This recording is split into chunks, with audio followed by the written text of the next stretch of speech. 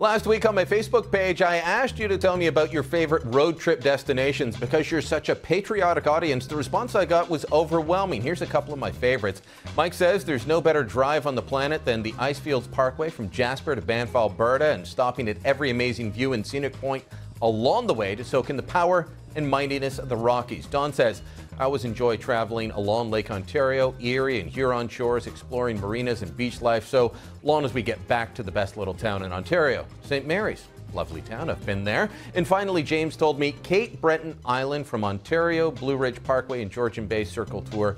Blue Ridge Parkway in May is my favorite. All great answers, but the truth is, Canada's becoming less affordable as a vacation destination, especially true in Ontario, where residents can expect a 148% tax hike on aviation fuel with the upcoming Liberal budget. David Goldstein is president of the Tourism Industry Association of Canada, joins me now.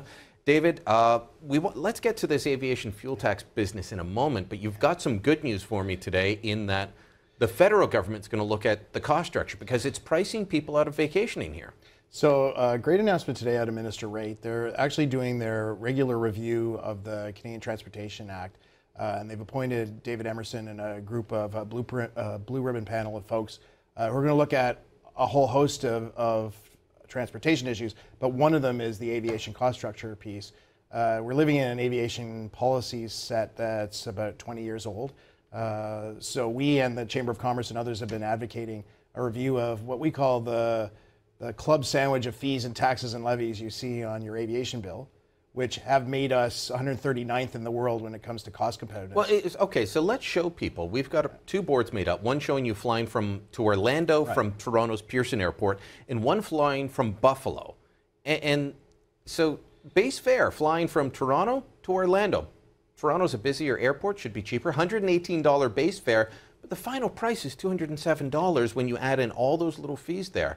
And then Buffalo, $124 base fare, $20.88 in taxes. So the myth, Brian, is that we're uncompetitive, and the Montreal Economic Institute recently did a study. When they looked at base fares, we're actually quite competitive.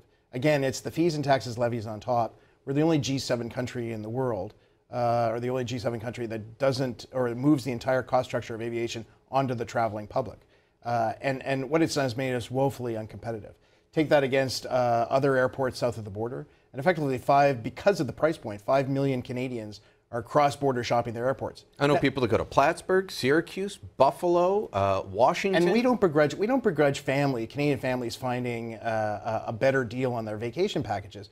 But the corollary issue, Brian, is that we don't get the competitive airlift that we need in Canada because it's easy for some of those low-cost carriers just to suck that business out of Canada and not service Canada and provide competitive pricing. Okay.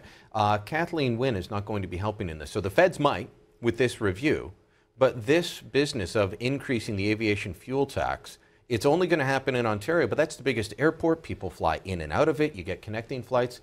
$119 is what this is going to add for a family of four flying to Asia, about $30 for going to New York. So your total aviation fuel tax after the hike on those flights, $200 just in fuel taxes.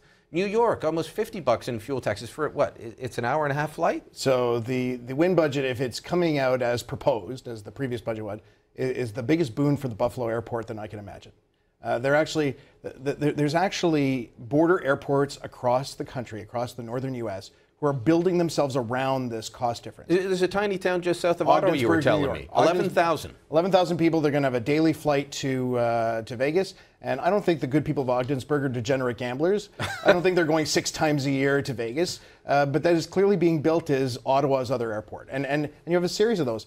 You look online, Plattsburgh is actually, they're actually advertising themselves as Montreal's other airport. Before we run out of time, outside of the flying, how does Canada compare cost-wise? Because I find that I can be ripped off on both sides of the border, or I can find deals on both sides of the border.